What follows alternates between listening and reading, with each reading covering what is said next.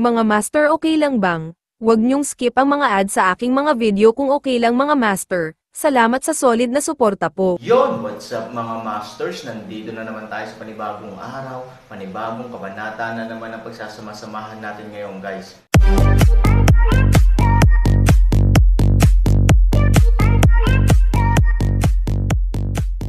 Bali mga masters, kung bago ka pa lang po sa aking YouTube channel, please click the subscribe button, lalong-lalo na po yung notification bell, guys, para maging connected pa rin tayo sa isa't isa at maging updated kayo sa mga susunod ko pang video.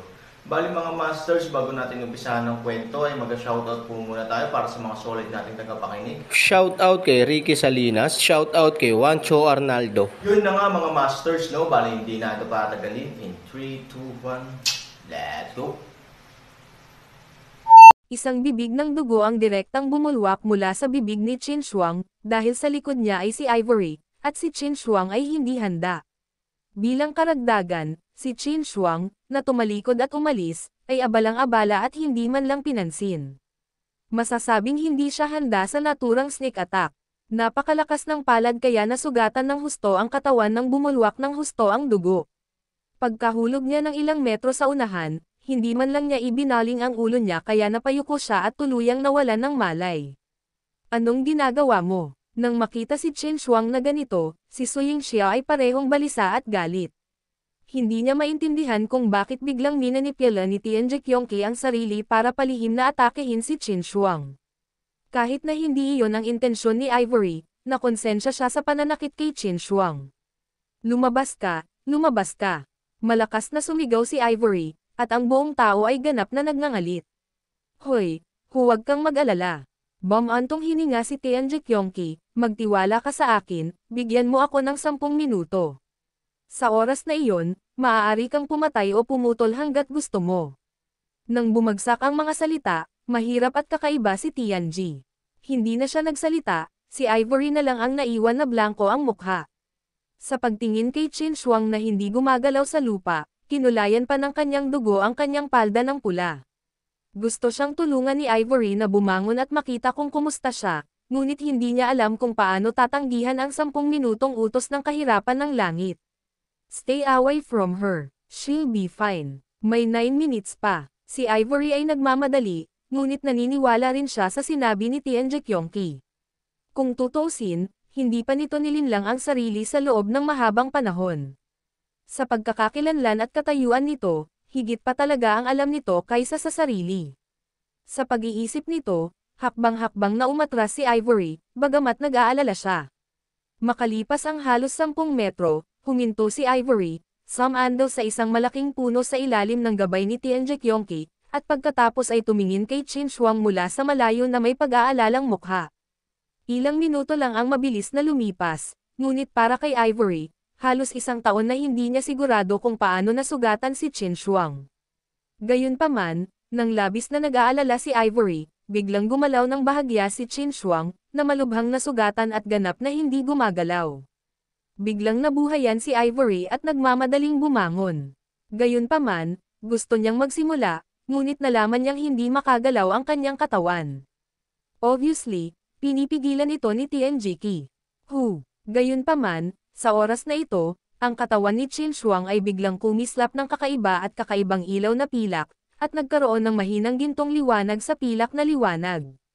Binalot nila si Qin Shuang na parang streamer ng dahan-dahan. Pagkatapos ay dahan-daang bumangon si Qin Shuang mula sa lupa.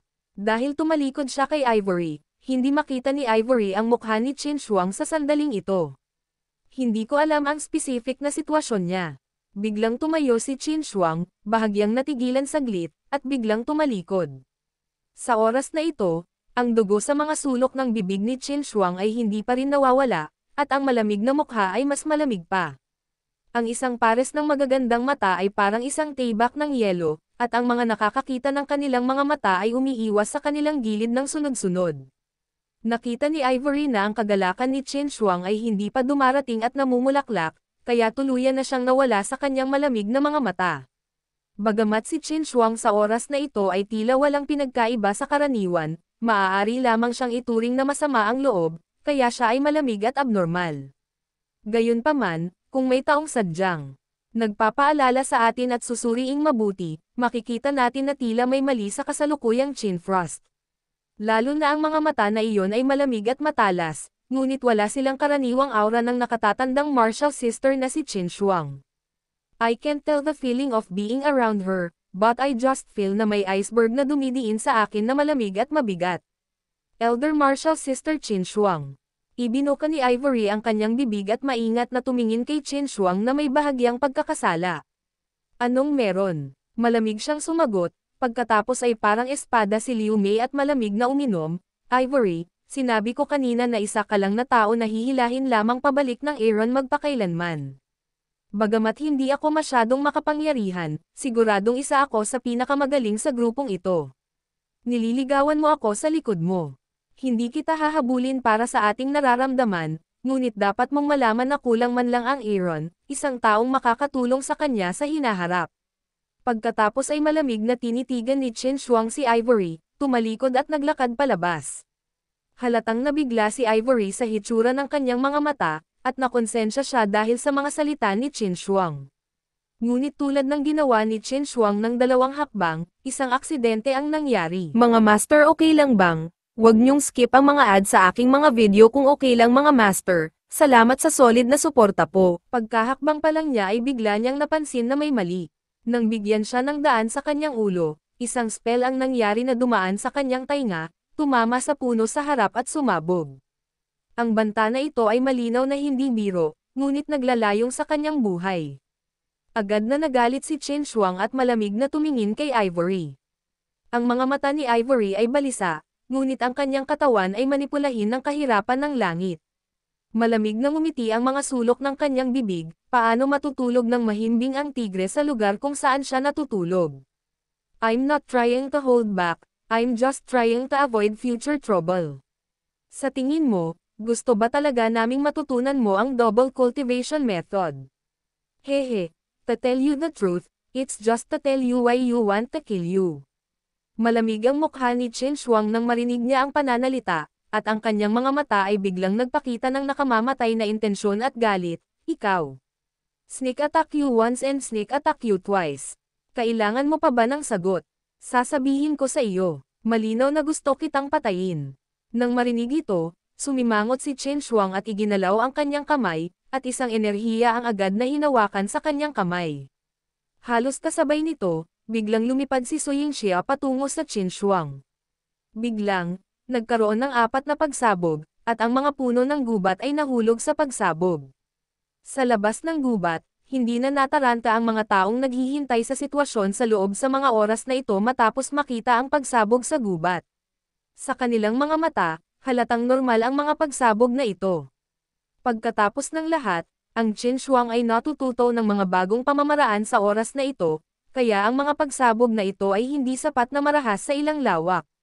Ito ay maaaring dahil sa nakaraang pagkawasak ni Ziking at Ivory. Napakalaki nito. Sa talento ni Qin Shuang, hanggat may handang magturo, hindi magtatagal bago siya magiging isang mahusay na layunin. Ang babaeng ito ay naiinggit sa kanyang kagandahan, at ang kanyang talento ay naninibugho sa kanyang orihinal na intensyon. Magiliw na ngumiti si Ning Yu at bamantong hininga. Sunod-sunod ding tumango ang mga tao sa paligid. Kinilala ng lahat ang talento ni Qin Shuang. Gayunpaman, ang gubat sa oras na ito ay hindi kalmado gaya ng iniisip nila. Sa halip, may mga pagpatay sa lahat ng dako. Bagamat hindi na control ni Ivory ang sarili sa ilalim ng manipulasyon ni Tianji na mahirap at kakaiba, siya ay pabaya ngunit makapangyarihan. Halos patayin niya si Qin Shuang ng hakbang-hakbang. Bilang karagdagan, siya ay pinag-aralan ng Tianji na mahirap at kakaiba noon. Ngayon ang kanyang kapangyarihan ay hindi na kailangang sabihin pa. Halatang nag-alinlangan din si Qin Shuang. Natakot siya na ayaw niyang mas masaktan si Ivory, kaya karamihan sa kanila ay nakatuon sa pagtatanggol. Gayunpaman, batid na ang mga galaw ni Su Yingxia ay pumapatay ng mga pagkakataon, unti-unti niyang kinailangan na lumaban ng may galit.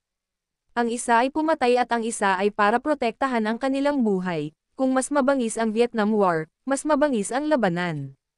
Tumalsik ang mga puno at walang habas na sumabog ang lupa. Ang gulo ng eksena. Bigyan mo ng kulay para makita mo. Si Ivory ay nagbigay ng soft drink, ibinaling ang kanyang mga kamay at direktang binilang ang kanyang mga palad. Sa dalawang malakas na ingay, dalawang malalaking hukay ang lumitaw sa lupa, at ang ulap ng kabute ay tumaas.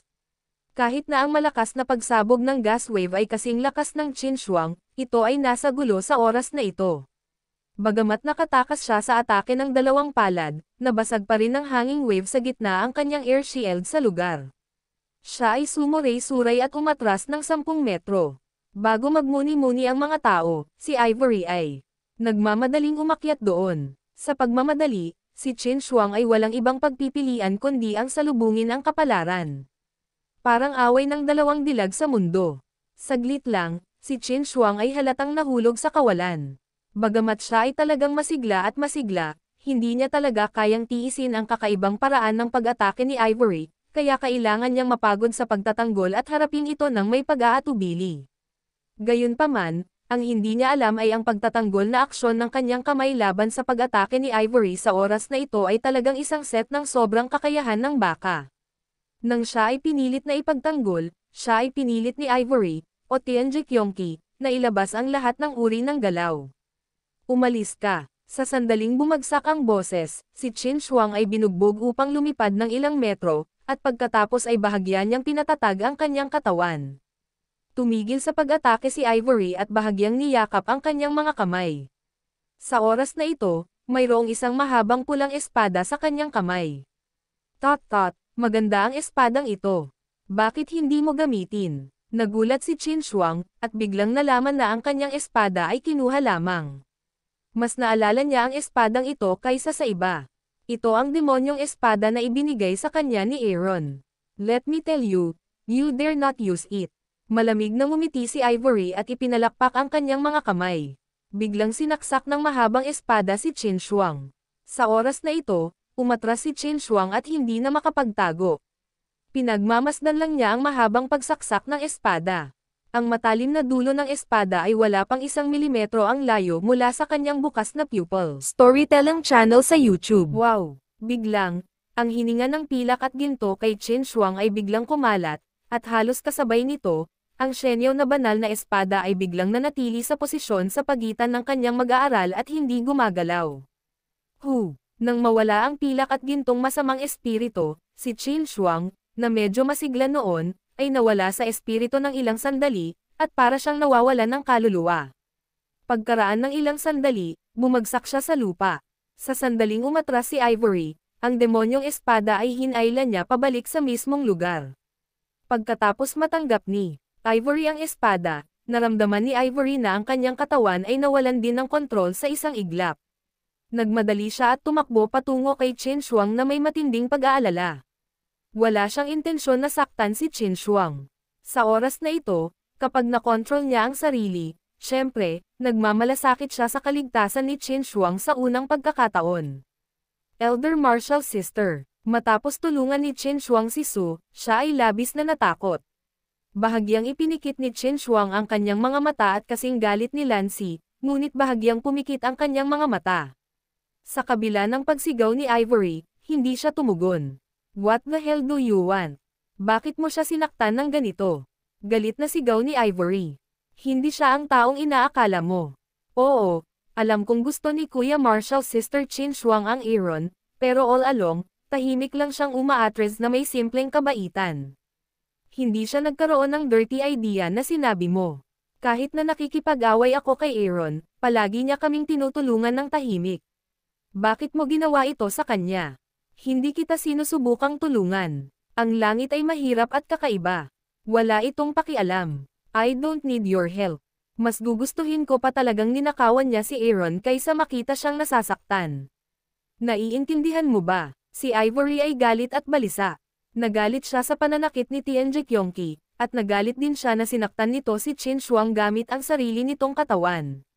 Kahit na si Ivory ay hindi sinasadya, pagkatapos ng lahat, ang kanyang katawan ay kanya at ang kanyang dharma enerhiya ay kanya. Paano siya mag-isa sa bagay na ito?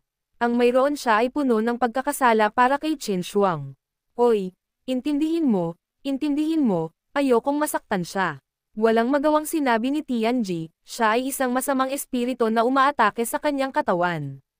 Ngayon ay naghiwa-hiwalay na ang masamang espiritu at ang kanyang katawan ay walang laman sandali. Ayos lang. Pareho kayong nag-iisip tungkol sa isa't isa. Gusto mong matuto siya, pero ayaw niyang sirain ang relasyon niyo ni Aaron. Ayaw niyang matuto. Anong magagawa ko? Bagamat hindi ko siya lubos na kilala, alam kong kasing bait mo ang babaeng ito. May mga pagkakatulad ka sa ugali. Maliban kung gusto mong pilitin ka, hindi ba mas mahirap kaysa sa pagpunta sa langit? Walang masabi si Ivory tungkol dito at dapat aminin ito. Bagamat siya at si Qin Shuang ay lubos na magkaiba sa karakter, may mga bagay na nakakagulat na pare-pareho. Lahat sila ay nakikilala ang isang bagay o tao, at hinding-hindi sila madaling susuko, ngunit hinding-hindi nila iyuko ang kanilang mga ulo sa kalooban kapag tumanggi sila. Mula sa puntong ito, naniniwala si Ivory na kahit hawakan niya ang isang kutsilyo sa leeg ni Qin Shuang, maaaring hindi siya tumanggo upang matuto. Hey, don't worry. She's nothing serious, but it's just a surge of evil spirit. Maaari ko lang siyang pukawin, palakasin ang kanyang masamang espiritu at baguhin ang kanyang puso, at ituro sa kanya ang gusto kong ituro sa kanya sa pamamagitan ng pag-atake sa kanya.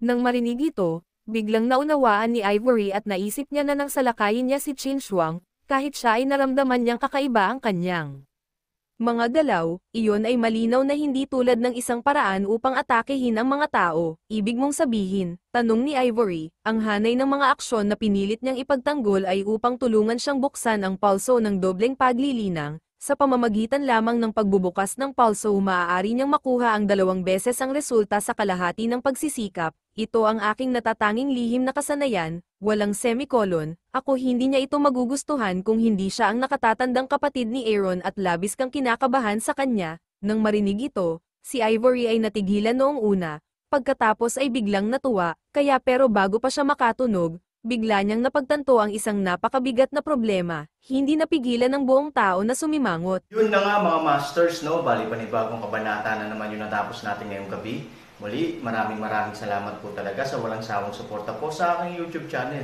na talagang inaabangan nyo po ang bawat upload ko po. Bali mga masters, magkita-kita ulit po tayo bukas ng gabi at ngayon po ay magpapaalam po muna tayo. Bali mga masters, bye-bye!